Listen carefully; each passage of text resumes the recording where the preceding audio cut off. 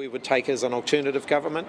Our focus this year will be very much getting match fit and ready for the next election campaign, which will be next year. So you'll see some new policy for us as the year progresses. You'll see our team really focused on getting into the details and preparing for government as well. And of course, we know that we've got a really important responsibility as the opposition to hold the government to account for the consequences of the decisions that they are taking. And in that light, I saw highlights of Christopher Luxon's State of the Nation speech today, in which he seems to have forgotten about the number one issue facing New Zealanders, which is the cost of living. It's still the biggest issue for New Zealanders. Kiwis struggling to pay their bills on a monthly basis will have seen nothing that gives them any hope from Christopher Luxon's speech today. This is a government that suddenly seems to have discovered science as the answer to the country's questions, despite the fact that 350 jobs were cut from the science sector last year under Christopher Luxon's watch, and he did nothing about it. The role of Chief Science Advisor to the Prime Minister seems to have been disestablished under Christopher Luxon, though he doesn't seem to have made any announcements about that.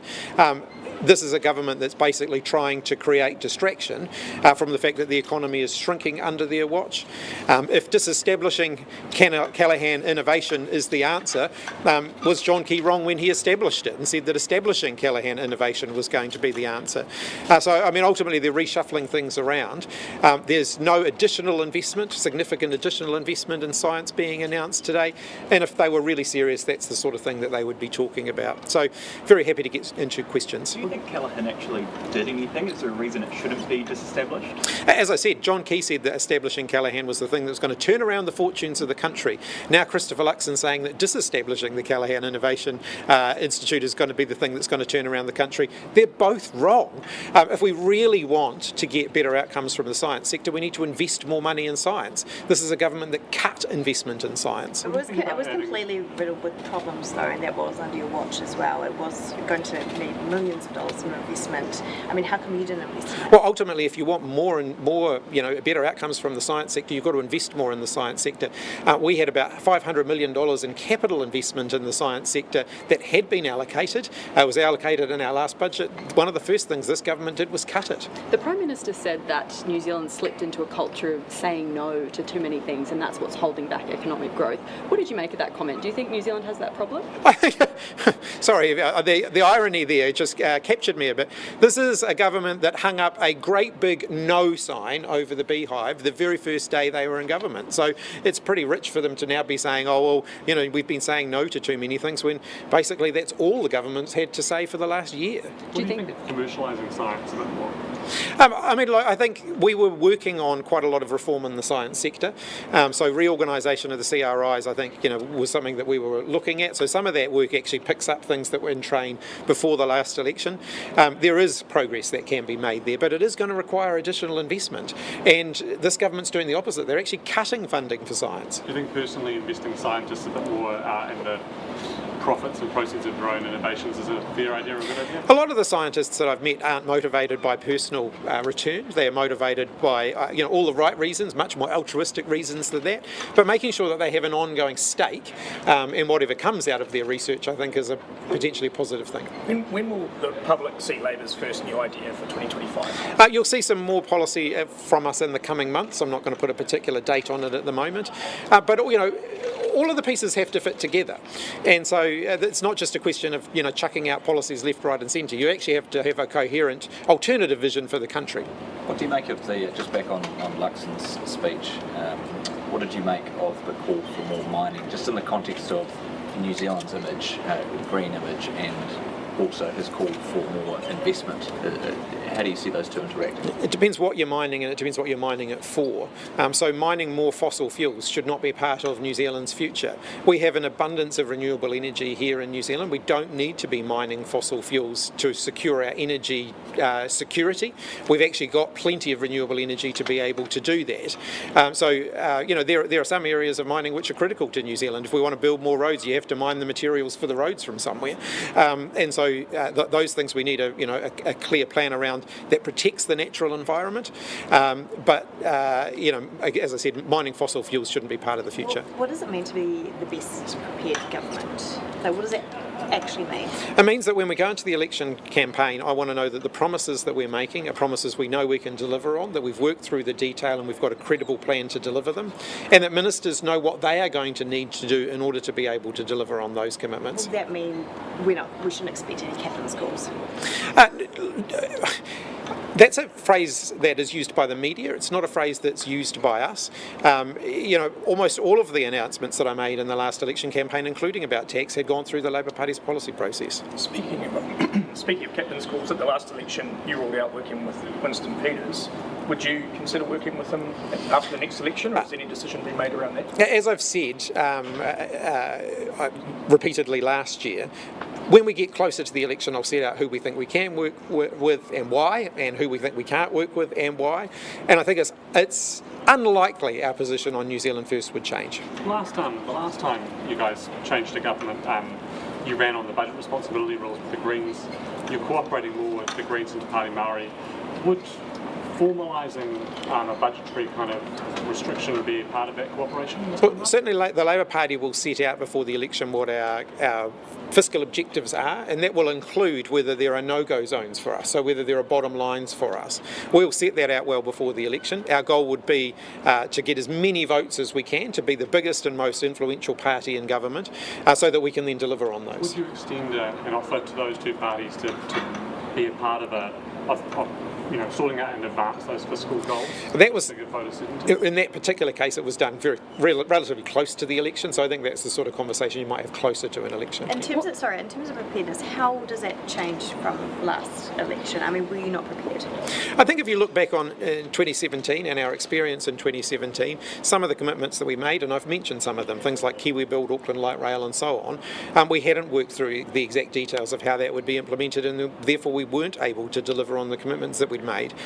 That must not happen again. I don't want that to happen again. You want your policies set in stone, and what does that mean, that we are going to likely see you releasing those policies early, or just working on those policies way earlier than usual? I think it's a combination of those things. It's making sure that we get external advice in our policy development, so bringing in people with that external expertise who can talk about the deliverability of the commitments that we're making.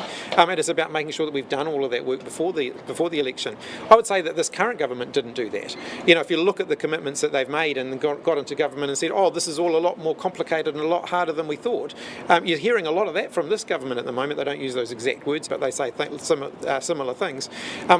I don't want us to be in that position after the next election. What feedback did Peter Hughes have for the Labour Party today? Yeah, so I want to say first up, because I think it's important, that I respect that Peter Hughes has a lifetime commitment to the public service, and he was here in the capacity as a former public servant, so not as a Labour Party supporter. We invited him in to share his observations on how to get the best out of the public service, and that included some observations that he had from his time working, with our ministers on things that he thought that we could, do differently. And obviously I'll respect they were his candid views, so I won't share them. But ultimately, he was doing the same thing he would do with any party, as he did with the National Party when they became government straight after the election, which is to just talk to them about this is how you actually get the best out of the public service. I mean, someone else that you respect is Sir Brian Roach. I mean, he was pretty brutal about all the flaws that he saw in the public service. I mean, is Peter Hughes the best person to really get in to have a refreshed Labour Party? As I said, he was here to share his observations on how he thought we could get the best out of the public service. I respect both Peter and Brian. I think they both bring a lot to the public service. Just on over-promising and under-delivering, if you're not making grand promises, how do you expect people to want to vote for you when the turnout was so bad last election? Well, he said we're not making grand promises. I haven't said anything about the promises that we're making yet. I haven't made any. But you've said that you won't overpromise and underdeliver. You're sort of hinting at... That's right. There will certainly be some big things that we are campaigning on, but we will have worked through the detail to make sure that we can actually deliver on them. What sort of things? Well, you have to wait and see. You mentioned crime. Any specific examples of where Labour could have done better? It was a Chatham House session, so I'm not going to share the things that he shared, because I think it's important that we protect his neutrality as a public servant as well. But do you think Labor learnt something new from hearing from him? I think on an individual level, I think everyone will have taken something away from the conversation. In your opening remarks, you mentioned crime and how New Zealanders didn't love Labor's policies on crime heading into the last election. What do you think needs to change? What will you be looking at changing this time around? I think we will have a focus in our campaigning next time around on the causes of crime. I think New Zealanders have seen now that tough on crime rhetoric doesn't necessarily reduce crime.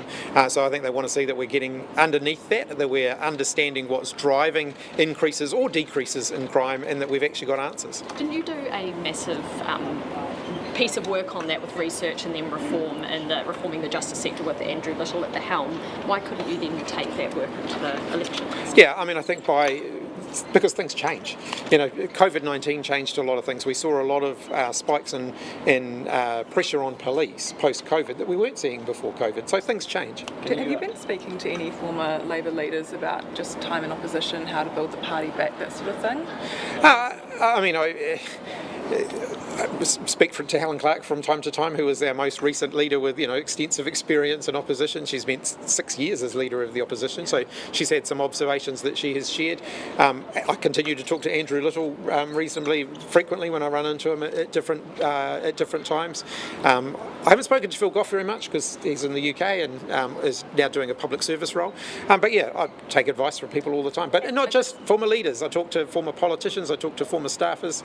I just ask because you do, optimism aside, you do have a hard mountain to climb this term and maybe into next term. So how are you feeling about it all, leading the party to the next election? I described it in a recent interview, which may or may not have come out this week, is there's a difference between optimism and hope. So optimism is the idea that everything is just going to go your way and get better without you having to do anything about it.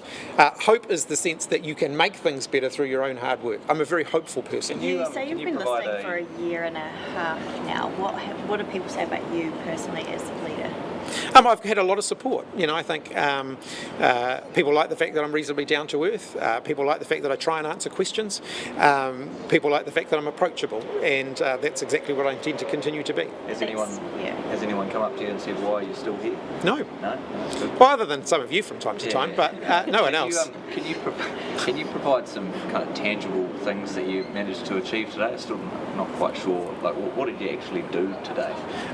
The Away Caucus is not about shaping up announcements, and it's not about announceables today. Well, the announcements. What did you do? Well, you'll see the detail. You'll see the product in due course. I think the public should probably know what you actually are able to achieve, and your Labor Party supporters should want to see what. And at such time as we've got new things to announce, you'll be the first to know. Any policy? Did you make any plans? Is there anything in store for the election? We have been talking about the policy development process and some of the ideas in the policy process, but not to the point where we're announcing anything today. One of the government's big focuses is more foreign investment. Do you think that could have an influence on Winston Peters' ban on foreign buyers, or do you see them as separate issues? I think the clue's in his party name. I mean, Winston Peters set up New Zealand First because he wanted New Zealand not to be sold off to international interests. He also, if you go back to 1993 or 4 or whenever it was he set up New Zealand First because he wanted to stop the neoliberal economic experiment. He now seems to be propping up New Zealand's most neoliberal government since 1991 and seems to be quite keen to hock off the country. Do you think this could be a conflict point, or do you think he's on board with it? You'd have to ask Winston Peters that. What's your read on the caucus, now that you've all kind of got together, what's your read on the caucus, and particularly how your message around dialing up the volume of the criticism and perhaps barking at more cars, what their level of enthusiasm is for that? Well, I think people have got back from the holidays feeling pretty energised and resolved. We're very, very determined to make this a one-term government. We do sense that New Zealanders are ready to hear the alternatives, and we're keen to make sure that that we're giving them viable alternatives. Is that something that they were calling on, last year, and you were saying, hey, look, let's just hold off, until we've, finally finished our listening tour?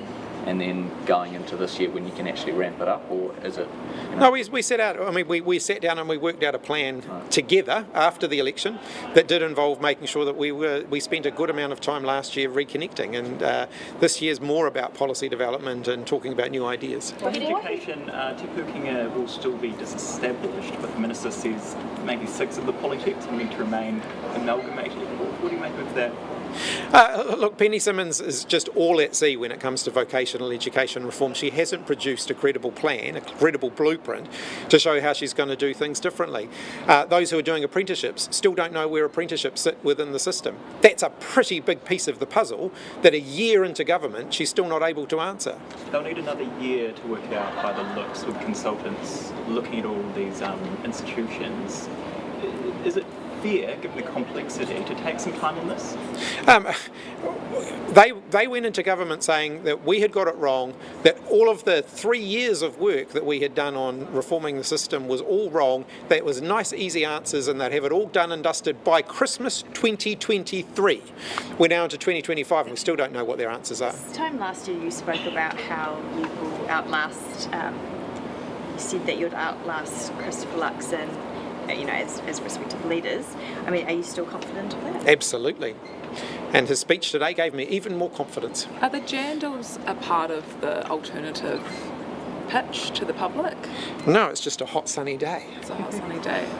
This is smart and casual.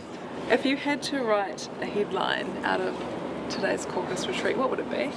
Labour very optimistic and hopeful. And what message will you yourself and Labour be taking to Rātana tomorrow? One of unity. I think Rātana is generally a positive day. So we normally, it's obviously about celebrating someone's life, so it's a celebration of the prophet. But it's also an opportunity for us to talk about unity, to talk about the special relationship between the Labour Party and the Rātana Church, and all that's involved over history. There have been highs and lows in that, but it'll be a hopeful, warm, positive experience, I think. How important is that relationship if you're looking to win back the relevant Māori seat next election?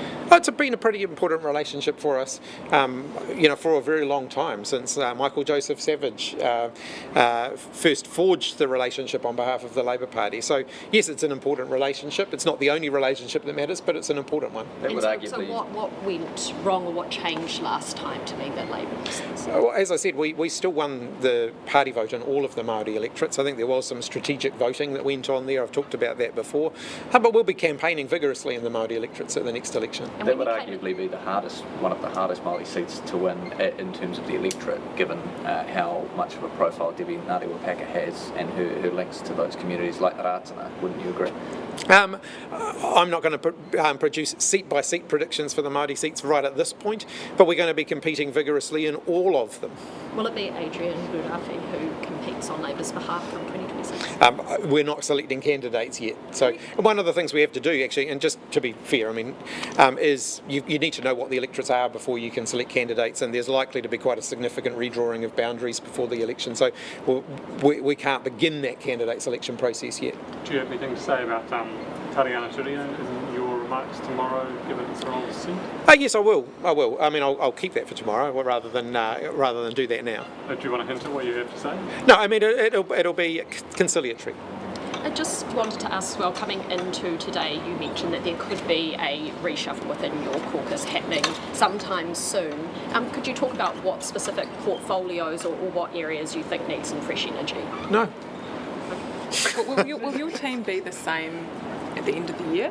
Like, will anyone leave, do you reckon? I'm not anticipating any additional retirements this year. If people choose to not stand at the next election, that's generally a decision that gets made closer to the election. But there's likely to be a shift up in our lineup. Part of it is we will see how the new ministers perform before we make decisions about how we might change our lineup. So that would be promoting newer people who are performing well and perhaps demoting older people who are... I wouldn't necessarily characterise it that way, because I think our team is performing well as a team. But when you do these reshuffles, you acknowledge the strengths that different people bring to different roles. On foreign investment, How do you feel about a sort of the concierge kind of idea for funneling foreign investment? I actually think one of the opportunities for New Zealand is to look at how we create better investment opportunities for New Zealand investors. There's $130 odd billion worth of KiwiSaver investment funds at the moment. The vast majority of those are actually invested offshore. Let's create some opportunities for more of that to be invested in New Zealand. KiwiSaver funds often say that just puts KiwiSavers at risk, because if you're overexposed to New Zealand, then in the event of a New Zealand downturn, which tend to be worse than other downturns, you could still bring a significant proportion of that investment back into New Zealand without creating that much risk. I'm not saying invest all of it in New Zealand, but I'm saying that bringing a share of that back to New Zealand would actually make a big difference. And not just on the idea of foreign investment here, just to grow that capital debt to New Zealand, is that the idea of the concierge idea, is that? Well, it depends what you're selling. With all of these things, it depends what you're selling. If you're using foreign direct investment to stimulate new startup industries in New Zealand, to get businesses growing, that's a good thing. If you're using it to hock off our national infrastructure, a bit more sceptical of that. Okay, thanks everyone. Cheers. We've got Deb here on.